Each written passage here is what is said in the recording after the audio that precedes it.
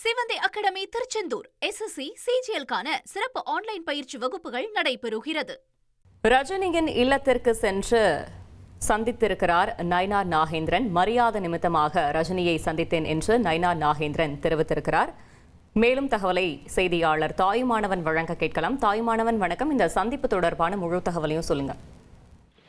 சென்னை போயஸ் தோட்டத்தில் இருக்கக்கூடிய நடிகர் ரஜினிகாந்துடைய இல்லத்துல நடிகர் ரஜினிகாந்த பாஜக மாநில தலைவர் நயினார் நாகேந்திரன் சற்று முன்னர் நேர்ல சந்தித்து பேசியதாக தகவல் என்பது வெளியாகி இருக்கிறது. இது தொடர்பாக சமூக வலைதளத்துல அவர் வெளியிட்டிருக்கக்கூடிய அறிவிப்புல மரியாதை நிமித்தமாக ஒரு நீண்ட நாளுக்கு பிறகாக நடிகர் ரஜினிகாந்த் அவர்களை போயஸ் தோட்டத்தில் இருக்கக்கூடிய அவரது இல்லத்துல சந்தித்து பேசியிருப்பது மகிழ்ச்சியை ஏற்படுத்தியிருப்பதாகவும், இந்த சந்திப்பில் என்பது மரியாதை நிமித்தமான சந்திப்பு எனவும் அரசியல் எதுவும் பேசவில்லை என்பதை குறிப்பிட்டிருக்கிறார்.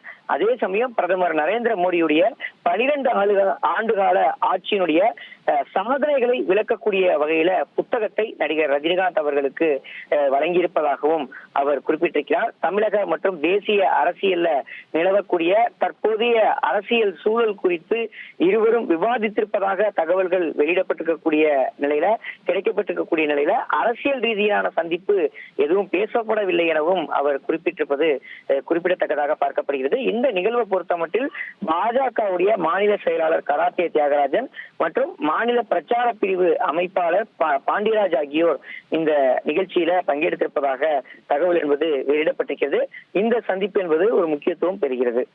சிவந்தி அகாடமி திருச்செந்தூர் SSC CGL-க்கான சிறப்பு ஆன்லைன் பயிற்சி வகுப்புகள் நடைபெறுகிறது.